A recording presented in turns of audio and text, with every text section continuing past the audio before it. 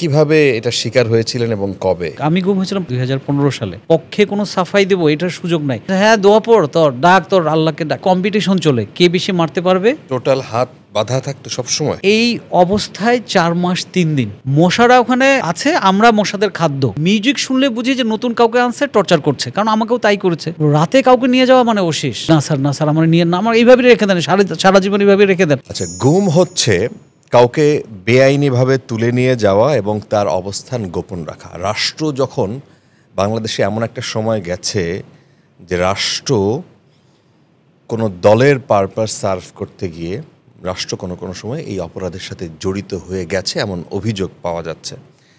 আজকে আমরা একজনের সাথে গল্প করব, তিনি তার নিজের অভিজ্ঞতাই এমন। তিনি 186 দিন, তাই না, 186 দিন গুম ছিলেন। তিনি একজন সুপ্রিম কোর্টের আইনজীবী। তিনি এই গুম নিয়ে পরবর্তীতে আইন করার ক্ষেত্রে কাজ করে যাচ্ছেন এখনও। এবং এই গুম যে একটা মানবতা বিরোধী অপরাধ, এই গুম যে কি জঘন্য অপরাধ এবং অন্যায়, এবং রাষ্ট্র যখন নিজে করে সেটা এবং নিজের স্বচক্ষে একজন মানে তার নিজের অভিজ্ঞতা দিয়ে সেটা তিনি এক্সপেরিয়েন্সড করেন, এবং তিনি একজন লয়ার। আমরা তার কাছ থেকে আজকে শুনি। আমাদের সাথে আজকে আছেন অ্যাডভোকেট জনাব সোহেল রানা, নিজেই ভিকটিম। তিনি নিজেই আইন নিয়ে কাজ করেন এবং এই বিষয়টা নিয়ে তিনি এখন লেগে আছেন তার জীবন থেকে শিক্ষা নিয়ে। চলুন শুনি তার গল্প। আমি 2015 সালে 10ই ফেব্রুয়ারি উত্তরা 5 নম্বর সেক্টর থেকে আমাকে তুলে নিয়ে যাওয়া হয়। আমাকে তুলে নেওয়ার কারণ হচ্ছে আমি বাংলাদেশ জাতীয়তাবাদী দলের একজন সক্রিয় কর্মী ছিলাম, এবং ওই সময় কর্মী ছিলেন বা নাকি নেতা ছিলেন? না, ওই সময় আমি অ্যাক্টিভ কর্মী ছিলাম। আর সেই সময় আমাদের দেশনেত্রী বেগম খালেদা জিয়ার উনি অবরুদ্ধ ছিলেন বিধায় আমাদের ওই সময় অনেক কর্মসূচি চলছিল তখন। তখন লাগাতার তো হরতাল চলছিল। এবং 2014 নির্বাচনের আগে? নির্বাচনে না, আমি গুম হয়েছিলাম 2015 সালে। আর ম্যাডাম অবরুদ্ধ হয়েছিলেন 5ই জানুয়ারি। জি হ্যাঁ। তো তারপর আমাকে উত্তরা 5 নম্বর সেক্টর থেকে তুলে নিয়ে যায়। আমরা দলীয় কাজেই ওখানে গিয়েছিলাম আমি। তো একজন ভদ্রলোক এসে আমাকে একটা মোস্ট প্রবাবলি তার হাতে একটা ডিভাইস ছিল। সে এসে বলল যে আপনি অ্যাডভোকেট সোহেল রানা বলছেন? বললাম জি। সাথে সাথে একটা মানে হায়েস একটা গাড়ি অ্যাশ কালারের সাথে সাথেই চলে আসলো, গেট খুলে দিল। তখন উনি বলল যে প্লিজ আপনি এখানে উঠুন। তো আমি তো বুঝতে পারলাম, কারণ ওই সময় আমি তো মানে জানছিলাম যে এই ধরনের তো আমার যারা সহকর্মী ছিল তারা তো অনেকে এইভাবে সেই সময় গুম হয়েছে। তো আমি গাড়িতে উঠতেই ভিতরে উঠলাম, উঠেই সাথে সাথেই দেখছি পেছনের সিটে আপনার 2 জন র্যাবের ইউনিফর্ম পরা ছিল। আর আমি বসলাম, সাথে সাথেই আমার হাতে পেছনে হ্যান্ডকাপ পরিয়ে দিল এবং আপনার চোখ বেঁধে দিয়ে আপনার জম টুপি পরিয়ে দিল। তো তারপর আমি তো বুঝতে পারলাম যে আমাকে প্রশাসনের লোক ধরে নিয়েছে। এরপর আমার সাথে আরও 2 জন ছিল। একজন একদম সাইটে ছিল, ওর বুঝতে পারেনি সে আমাদের সাথে কিনা। আর আমার সাথে যে ছিল তাকেও কিন্তু তুলে নেওয়া হলো। তো তাকে আবার করলো কি, গাড়িটা একটু সামনে গিয়ে 1-1.5 মিনিট চলার পর তাকে চড় থাপ্পড় দিয়ে তার ফোনগুলো কেড়ে নিয়ে তাকে নামিয়ে দিল। আর আমাকে সাথে সাথেই গাড়ির মধ্যেই ইলেকট্রিক শক দিয়ে দিল সাথে সাথে। মানে শুধু আমাকে বলল যে তোমাদের কর্মসূচি কি, হ্যাঁ তোমাদের নেক্সট কর্মসূচি কি, আর অনেক বড় নেতা হয়ে গেছো, আন্দোলন করো, এই বলে অকথ্য ভাষায় গালিগালাজ করে গাড়ির ভিতরেই। এবং আপনার চোখ বাঁধা, হাত পিছনে হ্যান্ডকাপ পরানো। এবং প্রথম ইলেকট্রিক শকটা দিল সেটা কিন্তু সাথে সাথে আপনার স্পর্শকাতর জায়গায়, মানে প্রথম ইলেকট্রিক শক কিন্তু স্পর্শকাতর জায়গা দিল। এবং তারা যা প্রশ্ন করছে আমি চেষ্টা করলাম এগুলো কিছু জিনিস অ্যাভয়েড করার। যেরকম আমার ওই সময় আমার কিছু সিনিয়র বড় ভাইদের কথা জিজ্ঞেস করতেছিল, তারা কোথায় আছে, কে কোথায় আছে। সেই সময় তো সবাই আন্ডারগ্রাউন্ডে আছে পলাতক। তো আমি যখন একটু অ্যাভয়েড করলাম, তখন ইলেকট্রিক শকের পরিমাণটা বেড়ে গেল। তখন আমি বুঝতে পারলাম যে আমার মানে এরা খুব মানে অন্যরকম আচরণ করবে আমার সাথে। তো আমি টুকটাক ২-১টা আনসার দিলাম। এরপর আরও ক্ষিপ্ত হয়ে গেল। গাড়ির মধ্যেই ইলেকট্রিক শক দিতেই থাকলো। আর প্রশ্ন যা করে আমি উত্তর দেওয়ার আগে আবার ইলেকট্রিক শক মানে ইয়েটা ছিল এমন, ইলেকট্রিক শক যখন দিত খাট, খাট, খাট করে একটা শব্দ হতো। মানে সিস্টেম আমি তো আর দেখিনি কারণ চোখ তো বাঁধা। তারপর ৫-১০ মিনিট হবে। ইলেকট্রিক শক আমরা যাদের কাছ থেকে এই ধরনের অভিজ্ঞতা শুনেছি, তাদের কাছ থেকে শুনেছি হচ্ছে যে তাদেরকে কোনো জায়গায় নিয়ে তারপরে চেয়ারে বসে তারপরে হ্যাঁ, আমি ওখানেই আসছি। গাড়ির মধ্যে এরকম শুনি নাই, মানে সেটা গাড়ির মধ্যেই। তারপর গাড়িটা যখন ১০-১৫ মিনিট হবে আনুমানিক, তো আমি ভাবলাম যে আমাকে হয়তো ক্রস ফায়ারে দিয়ে দেয় কিনা, কারণ তার কিছুদিন আগে কিন্তু জনির ঘটনা ঘটেছে খিলগার, তাকে তো প্রায় ২০-২৫টা বুলেট তার শরীরে পাওয়া গিয়েছে। তো ওটা ভয়, তার সঙ্গে আমার ভালো কানেকশন ছিল। আমি ভাবছি কি আমাকে হয়তো মেরে ফেলবে, কারণ ওরা যেভাবে অ্যাগ্রেসিভ ছিল কোনোভাবেই হয়তো আমাকে মনে হয় মেরেই ফেলবে। আর আমাকে যখনই ইলেকট্রিক শক যখন গাড়িতে দিচ্ছিল তখন কিন্তু গাড়ির মধ্যে অনেক লাউডলি মিউজিক বেজে উঠছিল, অনেক জোরে। হ্যাঁ, আবার নির্জন জায়গা যখন মনে হচ্ছে যে আমি ভাবছি যে আমাকে নির্জন জায়গা নিয়ে যেন না যায়, বা ওইটাই ভয় করছিলাম যে নির্জন জায়গায় নিয়ে গেলে তো ক্রস মানে মেরে ফেলবে। তো কারণ তারা এত ক্ষিপ্ত হয়ে গেল, কারণ আর আমার ওই সময় অ্যাক্টিভিটিসগুলো যেগুলো ছিল আমি তো জানি। তো তারা যখন বুঝলো যে আমি মানে তারা সব ইনফরমেশন জানে কিভাবে, তারা আমি কোনো কিছু বলার আগে কিন্তু আমার ফোনের মেসেজ কিন্তু তারা আমাকেই শোনাচ্ছে, কেন তোমরা এই আগামীকালকে এই জায়গায় একত্রিত হও নাই, তোমাদের এই মিছিলে তোমরা এই মানে আমাদের অ্যাক্টিভিটিসগুলো যখন বলছে, মেসেজগুলো উনিই বলছে, তখন আমি বুঝতে পারলাম যে তাহলে তো তারা সবই জানে। এরপর করলো কি, আমাকে কিছুক্ষণ পর দেখলাম যে গাড়ির বাইরের আওয়াজ শুনতে পাচ্ছি।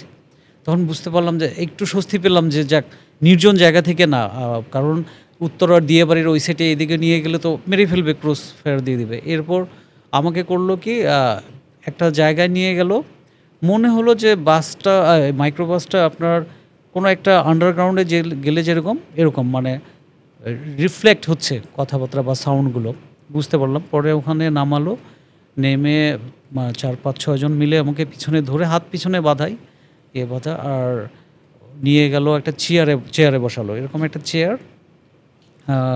চেয়ারে। গাড়ি থেকে নামালো কিভাবে? গাড়িতে ধরে নামালো, তারা ধরে টেনে হেঁচড়ে যেভাবে নামায়, আর একদম টেনে হেঁচড়েই নামালো। নামিয়ে কিছু মনে হয়তো বা ১ মিনিট বা ১.৫ মিনিট এরকম হাঁটার পথ, ভিতরে কোনো একটা আবদ্ধ জায়গা এইটুকু বুঝতে পারছি।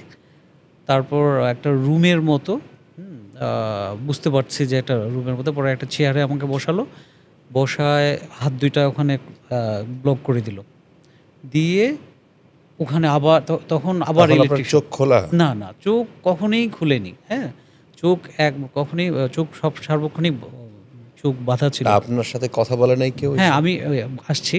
পরে আমার হাত বেঁধে দিল, ওই চেয়ারের সাথে বেঁধে দিল, আর চোখ তো বাঁধাই।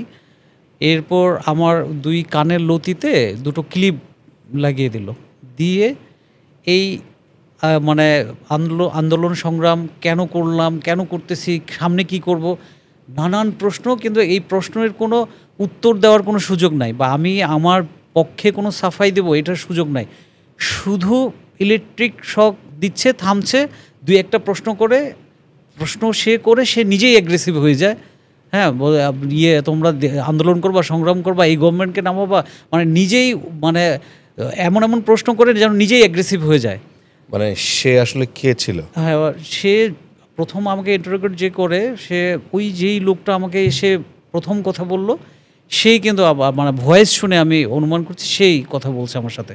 অফিসার লেভেলের মনে হয়েছে? হ্যাঁ, সে অফিসার লেভেলে। কারণ কি, সে যখন আমাকে টর্চার করছে তখন কিন্তু অনেকে আবার বলছে এই পিৎজার অর্ডার দাও, বা ভালো খাবার নিয়ে আসো, এটা সেটা কিন্তু আবার বলছে। আবার ওখানেও যখনই ইলেকট্রিক শক ওখানেও দিচ্ছিল তখনও কিন্তু মিউজিক বেজে উঠছে, কারণ প্রচণ্ড চিৎকার, কারণ ওগুলো তো সহ্য করার মতো না।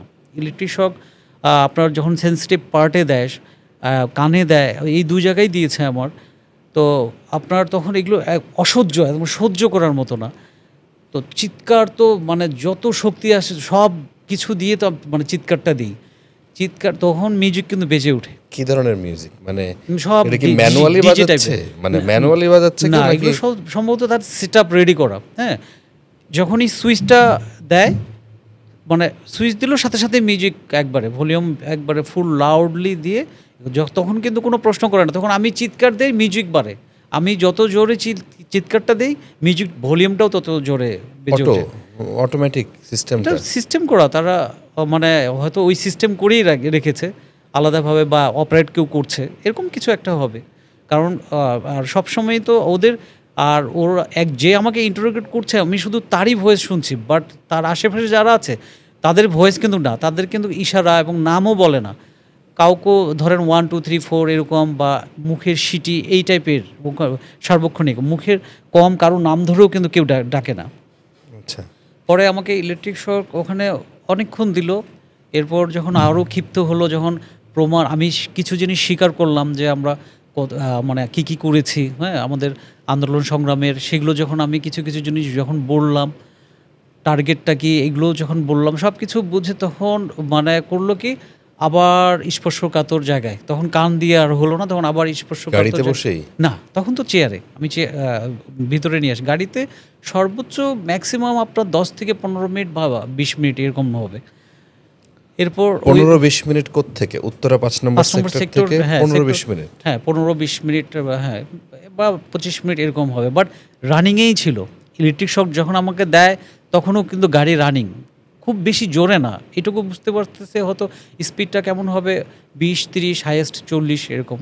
হ্যাঁ, আর বুঝতে পারছি ডানে বামে ঘুরাচ্ছে, হয়তো বা দিয়াবাড়ি আশেপাশে বা এদিকেই অনুমানটা, বাট যখন মেইন রোডে আনে সেটাও কিন্তু আমি বুঝেছি। তার মানে আমি আসছি পরে, আমি কীভাবে বুঝতে পারলাম, আমি র্যাব 1-এ ছিলাম, আমি বলছি সেগুলো। এরপর আপনার ওখানে স্পর্শকাতর জায়গায় যখন ইলেকট্রিক শক দিল, তখন আমি মানে শরীর থেকে সমস্ত শক্তি চলে গেল।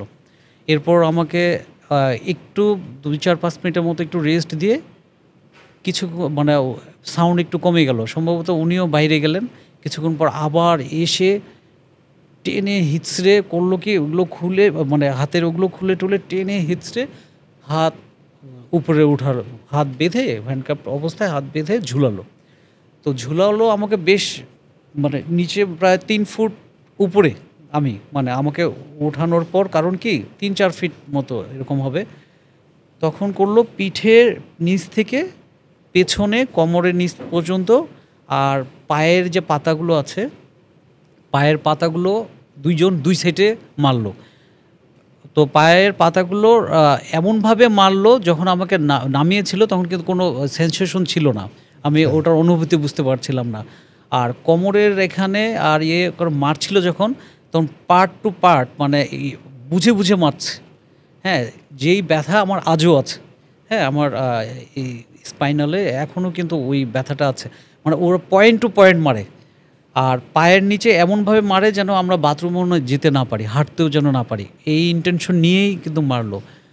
এরপর আমাকে তারপর ধরে পায়ে এমনভাবে মারলো, আমি তো বুঝতে পারতেছি পা ফেটেও গিয়েছে, কারণ যখন নামলাম তখন রক্ত বের হলে যেরকম, এই অনুভূতিটা আমি বুঝতে পারছি, চোখ কিন্তু বাধাই। তারপর যখন আমাকে নামালো, আপনি চিৎকার করতেছেন বা চোখ দিয়ে পানি আসতেছে না? না, চোখ তো বাধা, চিৎকার মানে ওগুলো তো সহ্য করার মতো না, চোখের পানির থেকেও হলো যে মানে এত যন্ত্রণাদায়ক। এবং ওই যে বললাম না, তাদের মায়ের স্টাইলগুলো এমন, যেরকম আমি এইটুকু বুঝতে পেরেছি, একজনের হাতে সম্ভবত মারগুলো খেয়ে বুঝতে পারছি একজনের হাতে মানে পাইপ টাইপের আর কাঠ দুটোই ছিল। তো পিঠে এইগুলো পিঠ থেকে কোমর এবং পায়ের নিচ পর্যন্ত যখন আমাকে নামালো, তখন কিন্তু আমি দাঁড়াতে পারলাম না, আমাকে যেই নামিয়েছে আমি কোনো অনুভূতি নেই, তো আমি পড়ে গেছি। তারপর খুব আজে বাজে গালিগালাজ এটা সেটা, তারপর ধরে আপনাকে উপরে বাঁধছিল কিভাবে, মানে ওই হ্যান্ডকাপে কোনো একটা লক সিস্টেম, আমি বুঝতে পারি নাই, মানে হ্যান্ডকাপটার মধ্যেই একটা খুব দ্রুত লক সিস্টেম শাট করে টানিয়ে নিল, কিন্তু খুব দ্রুত টেনে নিল আমাকে। হ্যাঁ, তো তারপর ওখানে আবার এই ধরে টেনে হিচড়ে নিয়ে গেল আমাকে, বুঝতে পারলাম ওটার একটু পাশেই হবে। তো আমাকে যখন নিয়ে গেল, আমাকে যেখানে বসার তো না, বসতে তো পারলাম না, কারণ এইগুলোতে এক মানে সব মানে বুঝতে পারতেছি যে মারার পর শক্ত হয়ে যায় না, সব শক্ত হয়ে গেছে। তো বসতেও পারতেছি না, বিশেষ করে পিছন সাইডে শুয়ে পড়লাম, হাত পিছনে বাঁধা, চোখ বাঁধা। তো এক সাইড কাত হয়ে শুয়ে পড়লাম। শুয়ে ওখানে দেখলাম, তো আমি পা দিয়ে আমি বোঝার চেষ্টা করতেছি আমি কোথায় শুয়ে আছি বা কি, এটুকু বুঝতে পারছি ফ্লোরে, ফ্লোরে। আর বুঝতে পারতেছি মানে আরও কিছুক্ষণ পর বুঝতে পারতেছি যে কাপড় দিয়ে একটু মানে রাউন্ড করা, কাপড় দিয়ে মানে কাপড় দিয়ে ঘিরে রাখে না, এরকমটা। তো আমি বাথরুমে যেতে চাইলাম, তো বলল যে বাথরুমে যাওয়া যাবে না। তারপর ওভাবেই থাকলাম। এমনি আর্তনাদ আশেপাশে শুনছি, অনেকেই কিন্তু বলছে স্যার পানি দেন, অনেকেই বলছে যে স্যার আর পারতেছি না স্যার, স্যার ব্যথায় শেষ হয়ে যাচ্ছি। অনেকেই আবার বলছে, চিৎকার করছে যে বাথরুমে যাওয়ার জন্য। তো বুঝতে পারছি যে আমার এই রুমে আরও অনেকেই আছে। সেম রুমে? হ্যাঁ, ওই রুমেই। এবং বুঝতে পারছি, আর আমি যেখানে শুয়ে আছি আমার বিহাইন্ডেই, পাশেই, হয়তো 3-4 গজ পাশেই, এতখানি নাও হতে পারে, কিন্তু বুঝতে পারছি একদম কাছে, আমার সামনে, আমার সাইডে বোঝা যাচ্ছে। এরপর ঠিক আনুমানিক ভোরবেলা হবে, হ্যাঁ, কারণ বাইরের আজানটা ওইভাবে বোঝা যায় না, হালকা হালকা বোঝা যাচ্ছে যে আজান হচ্ছে। ভোরবেলা যখন আপনাকে আমাকে ধরে তখন 8:30 বাজে, রাত, আর 8:30 থেকে বা 8:40 এরকম হবে। কারণ আমি আমি এশার নামাজ শেষ করে বের হয়ে আমি কথা বলছি, ঠিক তার পরেই কিন্তু আমাকে ধরেছে রাত। আর তখন এর মধ্যে তো আমাকে ঘোরালো, ইন্টারোগেট করলো, তারপর ওভাবে ফেলে রাখলো। হ্যাঁ, আমি তো ওভাবেই ডান মানে কাত হওয়া যায় না, পুরো শরীর মানে অসহ্য যন্ত্রণা, এমনভাবে পিটিয়েছে পুরো শরীর যন্ত্রণা। পরে আমি ওয়াশরুমের জন্য আমি খুব করে বললাম, আর ওখানে সিস্টেম হলো যখন কাউকে ডাকবে বা ডাকবে, ওই পিছনে হাত বাঁধা যে হ্যান্ডকাপটা যে আছে ওটা দিয়ে ফ্লোরে বাড়ি মারা, তাহলে এসে কেউ, কারণ আশেপাশে বুঝছি যে ওইভাবেই কিন্তু বাড়ি দিয়ে অনেকে ডাকছে, মানে রাতের বেলা আরও যারা ডেকেছে। তখন আমি ওইভাবে ফ্লোরে আমিও 2-1 বার দিলাম। পরে আসলো একজন, খুব বাজে ভাষায় গালি দিয়ে বললো কী হয়েছে। আমি বললাম যে আমাকে এখন অন্তত বাথরুমে নিয়ে যান, এখন কি ফজরের আজান দিচ্ছে, মানে বুঝতে পারতেছি ফজরের আজান হয়তো বা, পুরোপুরি বোঝা যায় না, খুব হালকা। আর ওখানে ফজরের আজানটাই একটু বোঝা যায় যে হ্যাঁ আজান হয়তো হচ্ছে, বাকি আজানগুলো কিন্তু বোঝা যায় না দিনের বেলা। কি কোনো মানে এটা আবদ্ধ, ধরেন যে আপনি যে একটু আগেই বললেন যে র‍্যাব 1 বা ওই জায়গাটা হতে পারে, আমি আসছি সেই জায়গায় যদি হয় ওখানে তো মানে ফজরের আজান বা আজান তো শোনা যায় ইজিলি। হ্যাঁ, ইজিলি শোনা যেতে পারে, কিন্তু ওটা এমনভাবে কোনো, ওখানে তো কোনো জানালার বা এই ধরনের কোনো কিছু, সিস্টেমটাই অন্যরকম, আমি তো দেখিনি।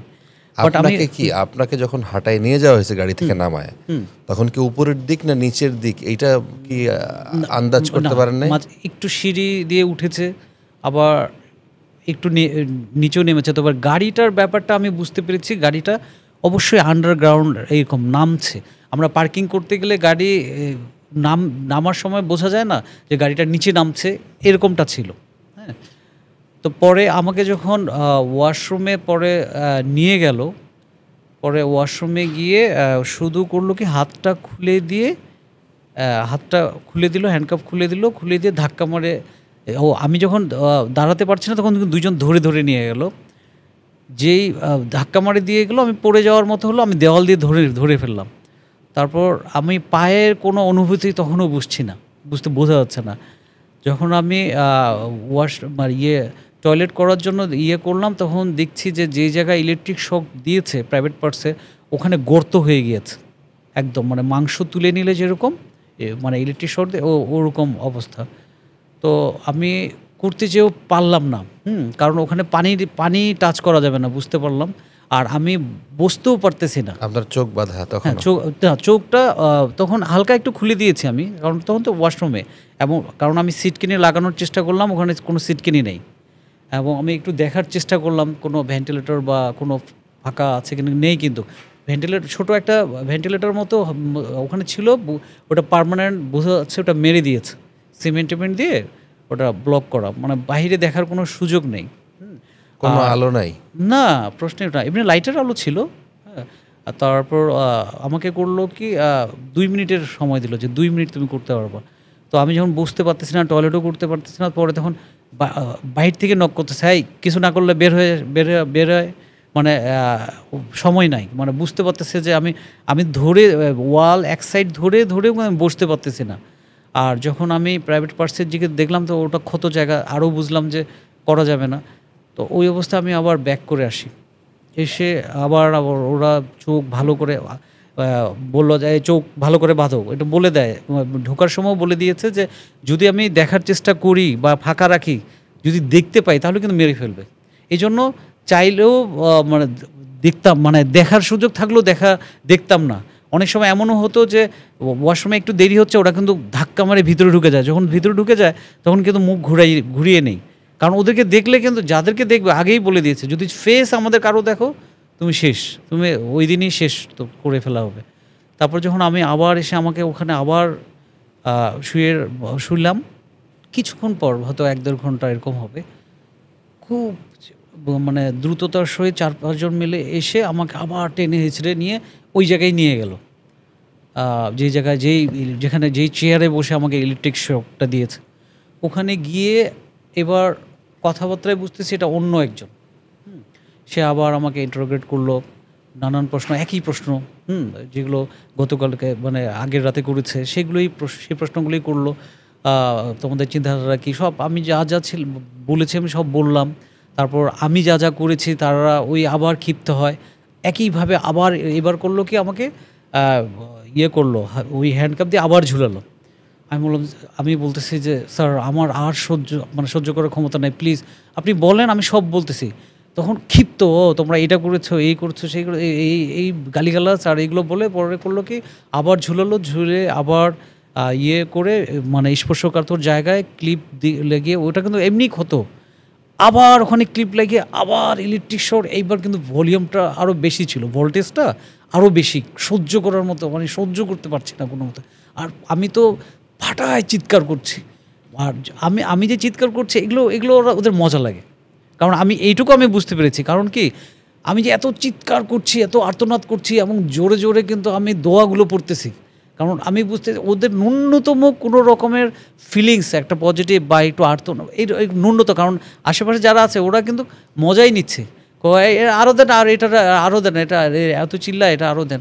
আবার দোয়া যে পড়তেছি আমি জোরে বলছে, হ্যাঁ দোয়া পড়, তোর আল্লাহকে ডাক, এইভাবেও কিন্তু এই ধরনের আপনার ল্যাঙ্গুয়েজগুলোও তারা ইউজ করেছে। হ্যাঁ, আর মিউজিক কিন্তু তখনও বাজছে, যখনই ইলেকট্রিক শক যখনই দেয় ওরা কিন্তু বুঝে যে ইলেকট্রিক শক দেওয়া মাত্রই চিৎকার দিবে, মানে ইলেকট্রিক শক দিবে আর দুইটাই সম্ভবত একসাথেই করে। এদিকে ইলেকট্রিক শকটা দেওয়ার জন্য স্টার্ট করে, ওইদিকে কিন্তু মিউজিকটাও বেশি বেজে ওঠে। পরে করলো কি আমি এইবার আবার সহ্য করতে পারলাম না, আমি করছি কি 2 পা প্যাচ দিয়ে যেই ক্লিপের যে তারটা ওটা আমার পা দিয়ে করে আমি ছিটকাই দেই, মানে জোরে টান মারি ছিঁড়ে যায় ওটা। এটা কেন করলাম, এত বেশি ক্ষিপ্ত হলো। তখন বলে এটা নামার পর এরপর 3-4 জন হবে এরকম উপর করে শুয়ায়, যে যার মতো, কেউ লাথি, কেউ পাইপ দিয়ে, কেউ লাঠি দিয়ে, ফ্লোরের উপরে। ওখানে আমি মানে জ্ঞান হারা, মানে ওখানে আমি শরীরটা ছেড়িয়ে দিয়ে বুঝতে পারলাম যে আমার মানে সেন্স আর নাই। যখন আমি সেন্স আমার আসলো তখন কিন্তু আমি আবার ওই যে জায়গায় শুয়েছিলাম সেখানেই। এরপর আর কোনো টর্চার নাই, সম্ভবত সে দিনের বেলাই হবে। ওভাবেই পড়ে থাকলাম, শুধু মাঝে একবার খাবার নিয়ে আসলো একটা প্লেটে, তো আমার চুল ধরে উঠে বসালো। সবাই কিন্তু খুব বাজে ব্যবহার করে, মানে এটুকু বুঝতে পারি কম্পিটিশন চলে, কে বেশি মারতে পারবে, কে বেশি। কারণ আমাকে যখন পিটাচ্ছিল ফ্লোরে তখন কিন্তু এটাও বলছিল আরেকজন, এই তুমি কি সকালে খাও নাই আজকে, এরকম করে বলছে, ও কি খায় নাই, ওটা বের কর, মানে যে কম মারতে পারবে ওরে তিরস্কার করে। এরপর আমাকে ওখানে করলো কি খাবারটা যখন এনে দিল, আমি বললাম যে চোখ কিন্তু বাঁধা, শুধু একটা হ্যান্ডকাপ খুলে দিয়ে বলল যে খাও। আমি খেতে তো পারলাম না, তো এমনি নেড়ে চেড়ে আমি রেখে দিলাম। ডাল পরের দিন হয়ে গেছে নাকি? হ্যাঁ, এরকমই হবে। ততক্ষণে আপনার ফ্যামিলির কি অবস্থা? হ্যাঁ, সেটা তো আমি বলতে পারি না, আসছি এগুলো সেটা শেষের দিকে বলছি যে কি অবস্থা ছিল না ছিল, পানিশমেন্ট শাস্তিগুলোর কথাগুলো বলে নেই। এরপর আমাকে ওখানে ওই জায়গাটাতেই প্রায় 6-7 দিন হবে। আমি কিন্তু অনুমান করতাম, সকাল বিকাল চেষ্টা করতাম, হ্যাঁ? আর ওদেরকে একটু জিজ্ঞাসা করতাম, এখন কোন ওয়াক্ত? জিজ্ঞেস করতাম। বেশিরভাগ ছিল বলতে চাইতো না। ২-১ জন ছিল আস্তে, আস্তে কানে, কানে হয়তো বলতো যে এখন আসর বা মাগরিব। তো তারপর আপনার ওখান থেকে আমাকে ৬-৭ দিন পর ওখান থেকে সুইচ করলো। ওখান থেকে ধরে আ একটু পাশে মোটামুটি হয়তো ১ মিনিট ১.৫ মিনিট এরকম হবে। একটু হেঁটে নিয়ে গেল। তো আমি যেখানে ওখানে ছিলাম এইটুকু বুঝছিলাম যে ওটা টাইলসের ফ্লোরটা টাইলস বসানো। এরপর যখন আমাকে নিয়ে গেল তখন বুঝতে পারছি যে এটা সিমেন্টের, টাইলস কিন্তু না। একটু ভাঙ্গা টাইপের। ওখানে নিয়ে গেল। কিন্তু আমাকে যখন ওখানে নিয়ে যাচ্ছে আমি কিন্তু আগেই শুনতে পারতেছি, বুঝতে পারতেছি, কারণ ওখানে কিন্তু লাইট জ্বলতো। এটা বাধা থাকলেও বুঝতাম যে লাইট জ্বলছে। মানে তাপ পাওয়া যেত? হ্যাঁ, তাপ ঠিক না, ওটা তখন শীতের সময় ছিল। আপনি আলো না বুঝতে মানে আলো অফ অন এটুকু বোঝা যায় যে হ্যাঁ, আলো আছে। কারণ ওরা এবং ওখানে আমাদের আশেপাশে কিন্তু আরও ওরা যে আছে এটা বোঝা যায়। হ্যাঁ, কারণ ওরা নিজেরা টুকটাক কথা বললে বোঝা যায়, বা ওই নক যখন করি তখন দ্রুতই চলে আসে। কিন্তু এই জায়গাটা যখন নিয়ে যাচ্ছে আগাম বুঝতে পারতেছি এটা অন্ধকার জাতীয়। আমি আবার ভয় পেলাম যে কি জানি করে, অন্ধকার কেন, বা মেরে ফেলবে কি না, কারণ আমাদেরকে তো ওর মানুষই মনে করতো না। হ্যাঁ, এরকম। তো যখন ওখানে নিয়ে গেল মশার সাউন্ড আমি শুনতে পাচ্ছি, মানে অন্ধকার জায়গা এটুকু অনুমান করতে পারছি যে, আর বুঝতে পারতেছি যে কারণ পাগুলো এমনভাবে ফেলি মনে হচ্ছে যে কোথায় না জানি, মানে যেহেতু চোখ বাঁধা আর ওরা টেনে হেঁচড়েই নিয়ে যায়। পরে ওখানে করলো কি আমাকে একটা ওখানে আপনার করলো একটা রুমে, সেলের মধ্যে ঢুকালো, ঢুকিয়ে তারপর ওই গেটটা ওখানে বাইরে থেকে লাগিয়ে দিল। তারপর আমাকে ওখানে টেনে হেঁচড়ে ওখানে বসালো, বসিয়ে ওই রোডের মধ্যে ওই যেই গেটটা খুলেছিল ওরা, ওই গেটে তালা মেরে দিয়ে ওখানে বসিয়ে এই পিছনে হাত বেঁধে দিল রোডের সাথে বেঁধে দিল, আর চোখ তো বাঁধা। হ্যাঁ, বললো এইভাবে বেঁধে দিল। এই অবস্থায় ৪ মাস ৩ দিন এইভাবেই ৪ মাস ৩ দিন। হ্যাঁ, ৪ মাস ৩ দিন আপনাকে এইভাবে বাঁধা ছিল? এইভাবেই শুধুমাত্র ওয়াশরুমে একবার নিয়ে যেত যখন, আদারওয়াইজ 24 আওয়ার্স আপনার এইভাবে বসা। এই টোটাল হাত বাঁধা থাকতো সবসময়? অলওয়েজ। এবং খাবার সময় হ্যান্ডকাফ খুলে দিয়ে একটা হাত শুধু ওই যে উপরে হ্যান্ডকাফের সাথে বেঁধে দিত, এবং ওই শিকলগুলো ছিল ওগুলো তো অনেক পুরনো ছিল, জং ধরা বুঝতে পারতাম, কিন্তু কারণ এইভাবে ধরতাম যখন, তখন মরিচিকা পড়ে না লোহার মধ্যে, বুঝতে পারতাম আর কি। যাই হোক, চোখ বাঁধা, চোখ খাবারের সময়ও বাঁধা। চোখ তখনই খোলা হতো যখন একবার বাথরুমে নিয়ে যেত, তখন চোখটা এটা শুধু এর উপরে উঠাতে পারতাম, বা খুলেও যদি গোসল, আমার প্রথম গোসলটা প্রায় 40-45 দিন পর করতে দেয় আপনার। যদি গোসল করতাম তখন বলে দিত যে এটা খুলে সাইডে রেখে আবার শেষ, তখন ওর বাইরে থেকে ফুটা দিয়ে ওরা দেখতো, এই চোখের ওটা টাইট করে বেঁধে নাও, টাইট করে বেঁধে নিতাম। তারপর হ্যান্ডকাপ পরিয়ে তারপর যেই আবার বাথরুম থেকে বের হতাম তখন হ্যান্ডকাপ পরিয়ে আবার এখানে। আদারওয়াইজ 24 ঘন্টাই বেঁধে বসা অবস্থায়, এইভাবেই ঘুম, এইভাবেই সব কিছু। আর নামাজ পড়তাম এইভাবেই, এই রুকু আর একটু নামলে সিজদা, এইভাবেই। তো আমি ওদেরকে বলতাম, আমি ২-১ জনকে কয়েকবার করে বলেছি যে আমাকে যদি আপনারা যখন মেরে ফেলবেন, সবার তো মেরে ফেলার আগে একটা শেষ ইচ্ছে থাকে, আমাকে প্লিজ, যখন খাবার দিতে আসতো আমি তখন এই কথাগুলো বলতাম যে আমাকে প্লিজ আমাকে একটু শুইতে দিবেন, মানে পিঠটা ফ্লোরে ঠেকিয়ে একটু আমাকে শুইতে দিবেন, আমার এটাই ইচ্ছা। মানে ওখানে যখন আমি 24 ঘন্টা যখন আপনি বসে থাকবেন, তখন কিন্তু আপনি বুঝবেন যে এই যে শুয়ে থাকা এটাও যে আল্লাহর একটা নেয়ামত, এটা আপনি তখন বুঝবেন।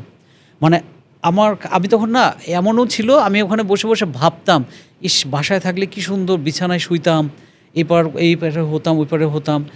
আবার মনে হতো, ইস আমার যদি এখন 10 মিনিটের জন্য খুলে দিত, আমি আগে শরীরটা চুলকাতাম, শুয়ে আগে চুলকাতাম। কারণ কি, মশাগুলো এমন ছিল ওখানে, আমি বললাম না মশার সাউন্ড, ওই জায়গাটা তো অন্ধকার, আরও কীভাবে বুঝি, মানে সবসময় মশা, দিন রাত। এটা কিন্তু এমন না দিন আর রাত, এটার পার্থক্য নেই, সব সময় মশা। তো এইভাবে যখন প্রথম দিন যখন আমাকে নেওয়া হলো, যখন পিছনে হাত বাঁধা, তখন আমি বারবার শরীর নাড়াই, এই করি, কারণ মশা তো আমাকে ঘিরে ধরেছে। মানে মনে হলো যে মশারা ওখানে আছে, আমরা মশাদের খাদ্য, এইভাবেই নিয়ে যাওয়া হলো। কিন্তু তো যখনই এটা বেঁধে দিল, আর মশাগুলো ওখানকার মশাগুলো এত স্মার্ট, ওরা জানে আমরা কিন্তু তাদেরকে মারতে পারবো না, তাড়াতে পারবো না। মশাগুলো হতো কি, আমি যখন পাগুলো তো পা যখন নড়াতাম, বা হয়তো আমার যে শার্টটা পরেছিলাম শার্টের উপর থেকেও মশা কামড় দিত। আমি এরকম এরকম করতাম, মশাগুলো উড়ে যেত না। আছে না, আমি মশা আপনার গায়ে পড়লো, আপনি একটু ঝাঁকা দিলেন শরীর, মশাটা উড়ে গেল, এটা কিন্তু ছিল না।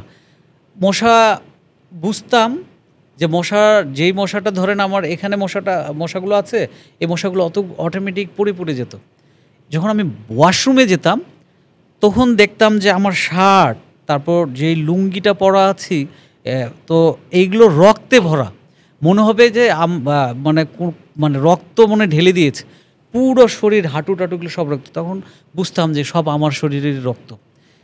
মশার কামড় খেতে খেতে একটা সময় কিন্তু ইজি হয়ে গেছে, যে মশা ইভেন খেতাম যখন, তখনও মশা ঢুকে যেত। বা আমি তো ওখানে সার্বক্ষণিক দোয়া পড়তাম, তো দোয়া পড়তে পড়তে অসংখ্য মশা ঢুকে যেত, এবং তখন কাচতে কাচতে মশাগুলো বের করে দিতাম।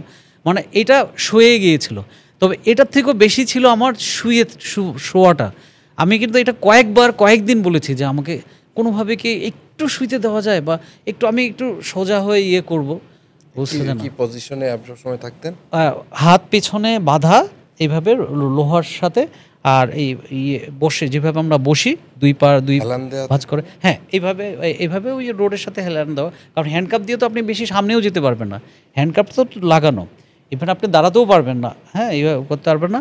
এইভাবেই আর যখন ঘুমিয়ে যেতাম এইভাবেই একটু হলে এইভাবেই শুয়ে থাকতে হতো 24 ঘন্টা, এইভাবে 4 মাস 3 দিন। কারণ আমি কিন্তু কাউন্টিং করার চেষ্টা করতাম প্রতিদিন, যে কীবার হচ্ছে এলোমেলো। নামাজের ওয়াক্ত তো একটু 19-20 হতো অনেক সময়, বিশেষ করে মাগরিবটা দেখা যাচ্ছে আমি ওই সময় আসর পড়তেছি, আমি ওটা আবার ওখানে আবার ওই যে একই সিস্টেম, হ্যান্ডকাপটা রোডে বাড়ি মারলে কেউ আসতো, যদি অনেকেই থাকতো কি ভালো, যদি বলতাম ভাই নামাজের সময়টা একটু বলেন, বা এখন আমি এখন আসর পড়লাম, এখন কি আসর, বলছে না এখন মাগরিব, এটা হতো। বাট দিনটা বুঝতে পারতাম এখন, কারণ কি যখনই গভীর রাত হতো তখন কিন্তু বাহিরের সাউন্ডগুলো বোঝা যেত। দিনের বেলা কিন্তু বাহিরের ওই যে গাড়ি ঘোড়ার সাউন্ডগুলো কিন্তু যেত না, কারণ দিনের বেলা ওই অ্যাডজাস্ট ফ্যান বা এটা কী কারণে যেন দিনের বেলা ওইভাবে বোঝা যেত না, শুধু প্লেনের আওয়াজটা পেতাম। আর রাত হলে আরেকটা বোঝার কারণ আছে, রাত হলে ওই যে রোডগুলো যেগুলোতে বাঁধা, যেখানে হ্যান্ডকাপটা, ওগুলো কিন্তু ভাইব্রেট হতো, অনেক জোরে ভাইব্রেট হতো, মানে বোঝাই যাচ্ছে যে পাশের রেল স্টেশন। হ্যাঁ, আর ট্রেনের হর্নগুলো রাতের বেলায় স্পষ্ট শোনা যেত মোটামুটি। হ্যাঁ, দিনের বেলা কম শোনা যেত, রাতের বেলা কিন্তু ট্রেনের হর্ন যে বাজতো এটা বোঝা যেত। তো এইভাবেই আমি কাউন্টিং করতাম যে দিন রাত, এটা বুঝতাম। তো এইভাবে আমি 4 মাস 3 দিন থাকি। খাবার 3 বার দিত।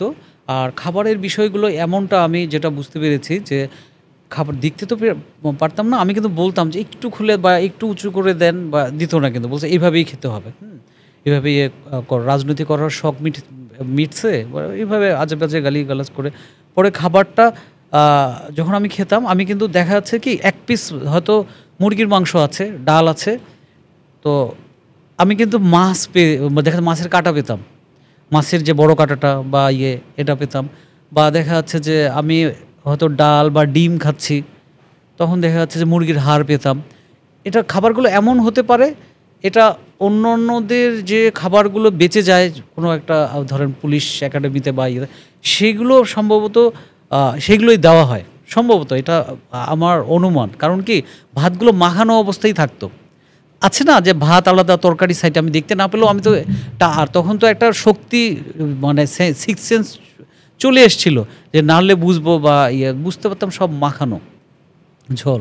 এমনও হয়েছে আমি খাচ্ছি ডিম ডাল, কিন্তু আমি ঘ্রাণ পাচ্ছি গরুর মাংস ঝোল, হ্যাঁ, বা ইয়েগুলো দেখে খাইলাম আমি ডিম দিয়ে, কিন্তু আমার হাত মনে হয় চর্বিতে হয়ে গেছে।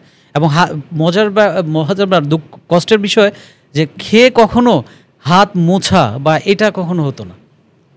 মানে খেয়ে যে আপনি হাত টাওয়াল দিয়ে মুছবেন বা হাতটাও ধুবেন, কারণ একটা হাত তো এখানে বাঁধা, ওইভাবেই হাতটা ধরে এইভাবে দিল, ওভাবেই থাকতো।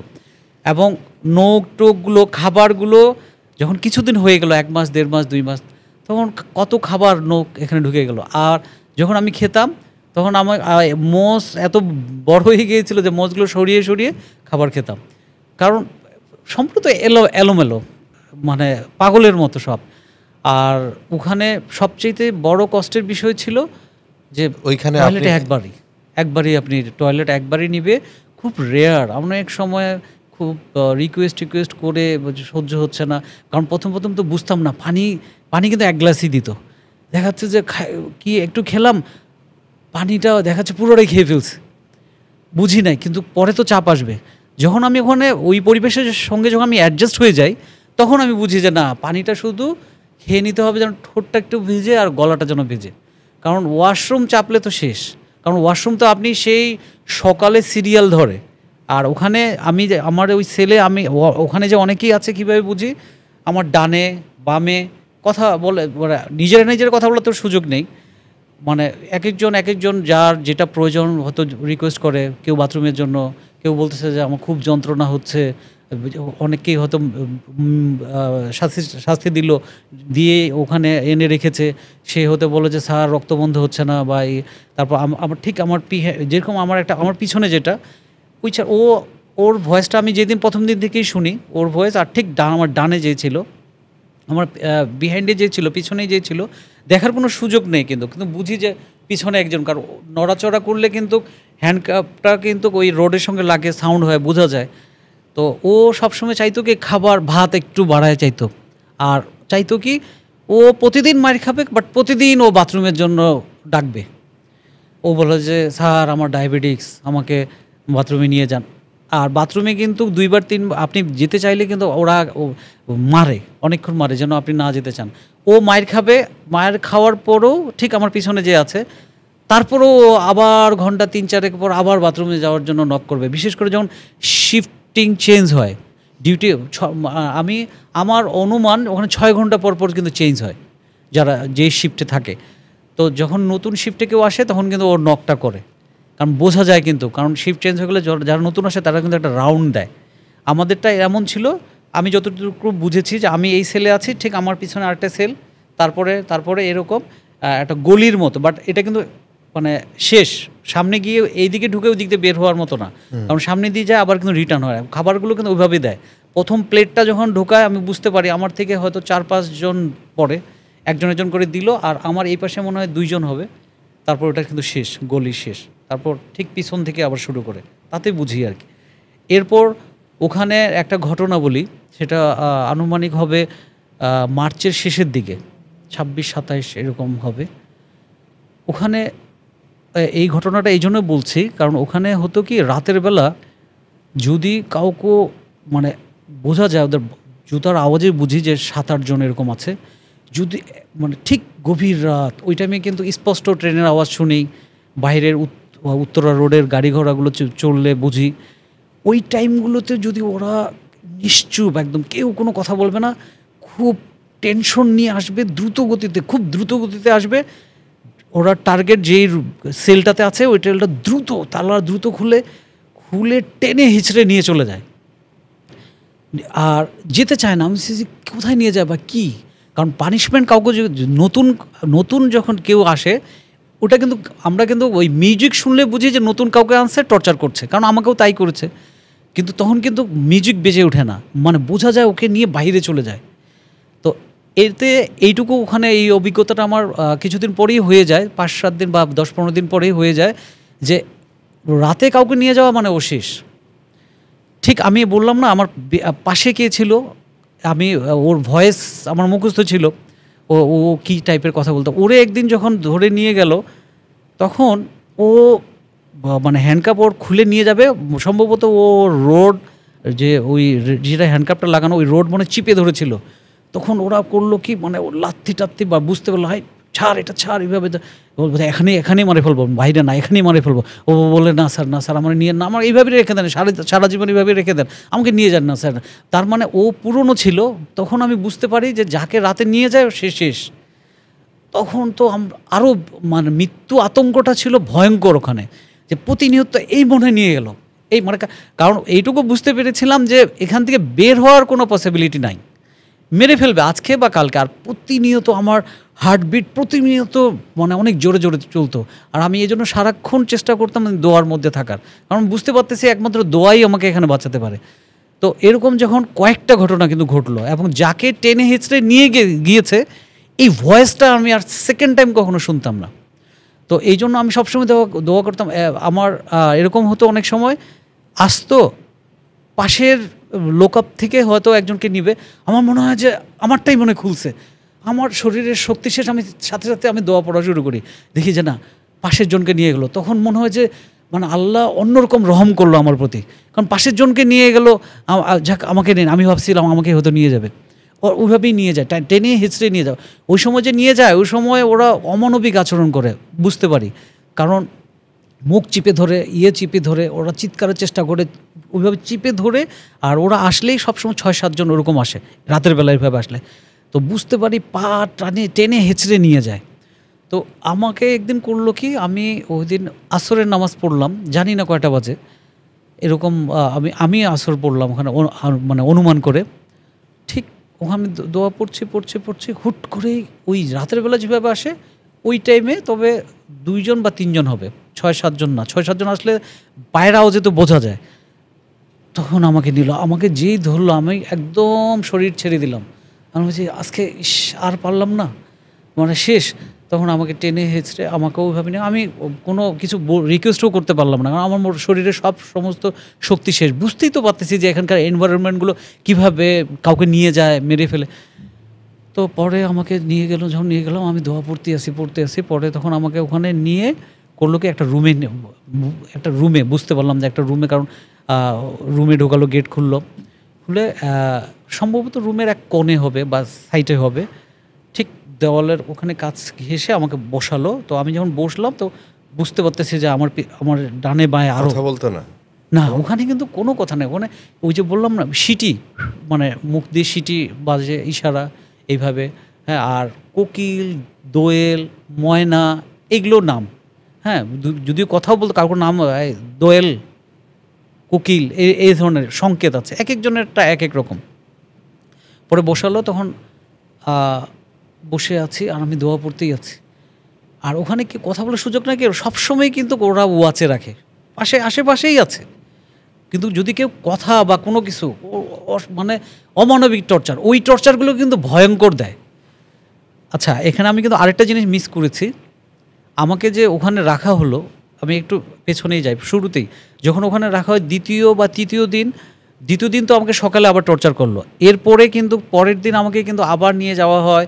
এরপর আমাকে বলা হয় ফেসবুকের পাসওয়ার্ড, আমার ইমেইলের পাসওয়ার্ড, একটু যা আছে, আমি মেইলের পাসওয়ার্ডটা ভুলে গিয়েছিলাম। এটার জন্য আমাকে করলো কি, আবার ওই চেয়ারে বসায় একটা ড্রিল মেশিন নিয়ে আসলো। ড্রিল মেশিন নিয়ে এসে হাঁটুর উপরে কিন্তু আমাকে দিল, ড্রিল মেশিনের সাউন্ড বেজে উঠলো, চোখ তো বাঁধা। বললো যে নাটক করো, পাসওয়ার্ড জানো না মেইলের, এই একদম হাঁটু ফুটা করে দেবো, বুঝছো এটা কি? তখন ড্রিল মেশিনের সাউন্ড শুনলো, আমি বুঝতেও পারতেছি এটা ড্রিল মেশিন। তো আমি অনেক কাকুতুমিনিতে করলাম, তো ড্রিল মেশিন দিল না। তারপর আবার রেখে দেয়। এরপর একদিন পর আবার আমাকে ইন্টারোগেট করে, আমার বাবা কি করে, আমার চাচারা কি করে, আমার মামারা কি করে, আমার শ্বশুর বাড়ি আমার শ্বশুর কি করে, আমার শালা কি করে, মানে যা আছে আমার নানার বাড়ির সবার বায়োডাটা নিল, দাদার বাড়ির, ইভেন আমার সেনাবাহিনীতে আমার কে আছে, নৌবাহিনীতে কেউ আছে কি না, বিমান বাহিনীতে আছে কি না, এগুলো ডিটেলস সব জিজ্ঞেস করলো। আমার পুরো শরীরে সব কিছু খুলে কোথায় কি দাগ আছে, কোথায় কি আছে সেইগুলো নোট করলো। ওখানে যদি কোনো উত্তর দিতে আমার দেরি হচ্ছে তখন আবার টর্চার করছিল। আরেকটা জিনিস আমাকে করেছিল, সেটা হলো আমি যখন ওই যে প্রশ্ন উত্তর দিতে একটু দেরি হয় বা হয়, তখন আমাকে একটা সাউন্ড শোনালো, ঠিক ভাতের পানি গরম করলে বলক যেটা উঠে সেরকম। বলছে শুনতে পাচ্ছ এটা কি? এটা হলো গরম পাথর, একটু 19-20 করবে, এগুলো সব তোর এখন পাছায় দিয়ে দেবো, তোর পায়খানা রাস্তায় দিয়ে দিব। তো যাক, ওটা দেয়নি, কিন্তু আমি ওটা শুনেছি, হ্যাঁ। এটা মাথা থেকে সরে এই জন্য বললাম এটা। যাই হোক, আমি চলে গেলাম ওই দিনে, যেদিন আমাকে ওখানে বসালো। কিছুক্ষণ পর 5-7 মিনিট পর কয়েকটা টিমের মতো আসলো, বুঝতে পারলাম যে অফিসার টাইপের কেউ, কারণ 5-7 দিন ওখানেই ছিলেন নতুন জায়গায়? হ্যাঁ, নতুন জায়গা তো আছেই ওখানে নন স্টপ।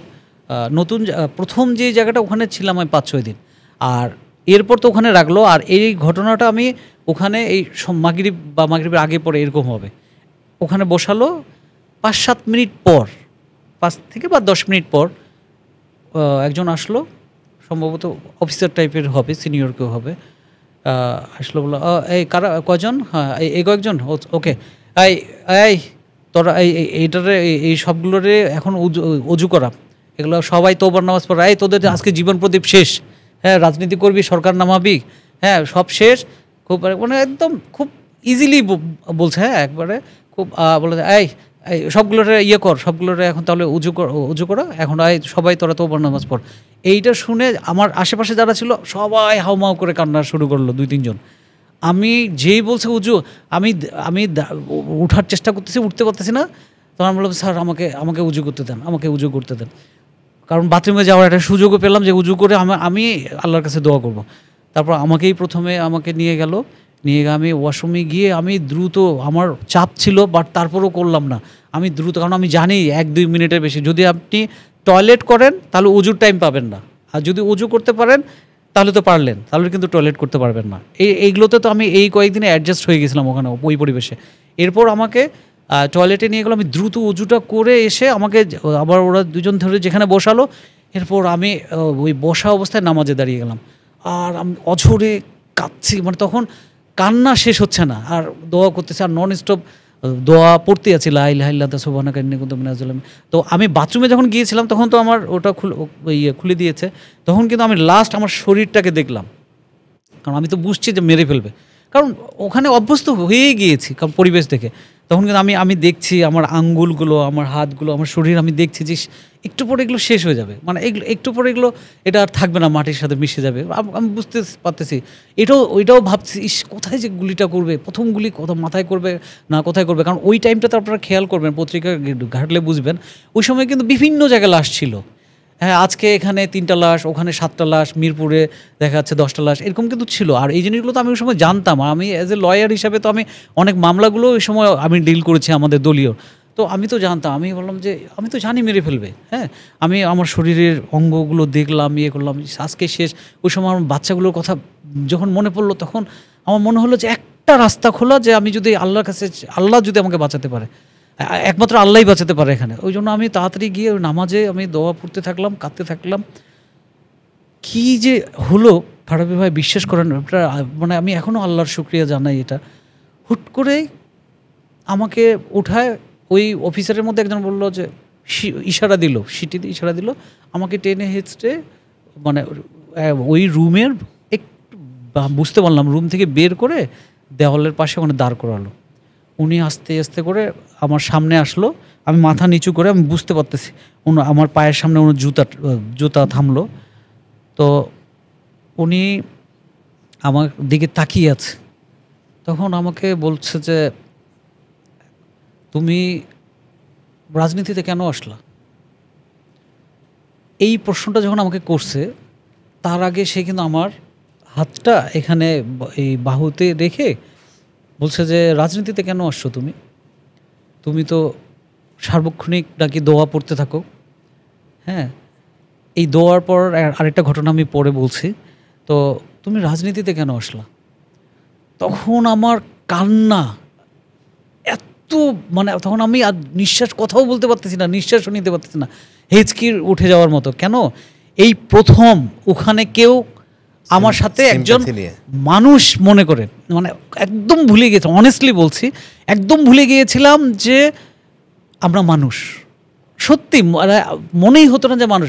এবং মাঝে মধ্যে আমার কাছে মনে হতো যে এটা পরকাল কিনা, বা আমরা কি জাহান্নামের শাস্তিতে আছি কিনা। কারণ মানুষের সাথে এরকম করে, এটা ওখানে না গেলে তো আমি বুঝতাম না। এবং এই যে শাস্তির কথা বলেন, বা একজন আরেকজনের সঙ্গে যে ব্যবহারগুলো, আর আমাদেরকে মোটেই মানুষ মনে করতো না। তো আমাকে বলছে কাঁদতেছো কেন? আমি বলছি আমি এত খুশি, আমি বলছি যে মেরে ফেললো আর দুঃখ নাই, যে এই প্রথম কেউ এত ভালো আচরণ করলো। তো উনি আরও চুপ হয়ে গেল, হয়ে বললো যে তোমার ছেলে মেয়ে যেন কয়টা? তখন আমার 1 ছেলে 1 মেয়ে ছিল। তাদের বয়স জিজ্ঞাসা করলো, আমার ছেলের বয়স তখন 7 বছর, মেয়ের বয়স 3 বছর ছিল। তখন উনিই বলছেন যে তো আমরা খোঁজ নিয়েছি, তুমি তো অনেক ভালো ফ্যামিলির ছেলে। আমার বাবা ব্যাংক কর্মকর্তা ছিল, আমার ভাই প্রফেসর। বলছে তুমি তো ভালো ফ্যামিলিতে বিলং করো, তুমি রাজনীতিতে কেন আসলা? আবার উনি রিপিট করলো, হ্যাঁ তোমার ওয়াইফ ভদ্র, তোমার ফ্যামিলি সবাই ভদ্র, তুমি কেন রাজনীতিতে আসলে? মানে তখন আমি খুব ইয়ে করলাম যে আমি যদি একটা সুযোগ পাই, আমি এগুলোর থেকে সব ছেড়ে আমি আমার ছেলে মেয়ের জন্য হলো, আমি যদি একটা যদি সুযোগ, তখন আমি আমার সর্বস্বটা দিয়ে আমি কাঁদতে কাঁদতে কাঁদতে তাকে চাইলাম যে আমাকে আমাকে একটা সুযোগ শুধু দেন। তখন বলছে যে না, তোমাকে তো তোমার তো কোনো কমপ্লেন নাই, আমি দেখছি তোমার নামে কোনো জিডিও নাই, কোনো কিছু নাই। হ্যাঁ আমি ক্যান্ট পাবলিকে পড়তাম, ওগুলো তো সব দিয়েছিলাম। আমি ক্যান্ট পাবলিকে পড়তাম, ক্যান্টনমেন্টের স্টুডেন্ট ছিলাম আমি ইন্টারমিডিয়েট পর্যন্ত। পরে আমাকে বলল যে উনি একটু থামলো, তো বললো যে ওয়েট বলে উনি চলে গেল ওখান থেকে। আর আমি ওই দাঁড়া অবস্থায় আমি দোয়া পড়তে আছি। এরপর উনি আবার আসলো, এসে তখন আমার বুকে এখানে হাত দিয়ে একটু মালিশ করে দিয়ে বলল, চিন্তা করিও না, যাও আল্লাহর কাছে দোয়া করতে থাকো, চিন্তা করিও না বলে ওই বললো এটা ওখানে নিয়ে যাও। আমার পিছনে যে দুজন ছিল ওরা ধরে নিয়ে গেল। আর আমি ওদেরকে বলতেছি, ভাই আমাকে আমি মেরে ফেলবে না, ছেড়ে দেবে, ভাই কী হলো ভাই? তখন বলছে তুমি মুক্ত। তখন পাশে কান থেকে একজন কানে হাসতে হাসতে বলছে তো মুক্ত, অসুবিধা নেই, বেঁচে গেছো বলে আমাকে ঠিক ওই যে জায়গা ছিলাম ওখানে আমাকে আবার হ্যান্ডকাপ দিয়ে বসিয়ে রাখা হলো। এরপর তো আমি কাঁদতেই আসি আর আল্লাহর শুকরিয়া করতেছি যে বুঝতে পারতেছিলাম মেরে ফেলবে আজকে, কিন্তু আমার মনে হলো যে প্রাণে ভিক্ষা পেলাম। এরপর তখন ও মানে খাবার যেই নিয়ে আসতো তাদেরকেই জিজ্ঞেস করতাম, ভাই আমাকে কি ছেড়ে, আমার মনে হলো কি তাহলে কি আজকে হতে ছেড়ে দিবে। যখন একদিন পার হয়ে গেল, পরে খাবার যখন নিয়ে আসতো বলার চেষ্টা করতাম, ভাই আমাকে ছেড়ে দিবে না, আমাকে ছেড়ে দিবে না। তো পরের দিন যখন আমাকে আসলো, তো আমার কাছে মনে হলো ভয়েসটা যে সেদিন আমাকে যখন যে নিয়ে এসেছিল সেই সম্ভবত। আমি বললাম, ভাই আপনি গতকালকে ছিলেন না? তখন বলছে কোনো কথা নেই। আমি বলছি, ভাই ওদের কী অবস্থা বলেন না, ওগুলো শেষ। তো ওর ভয়েসটা আমি স্মরণ রাখতাম।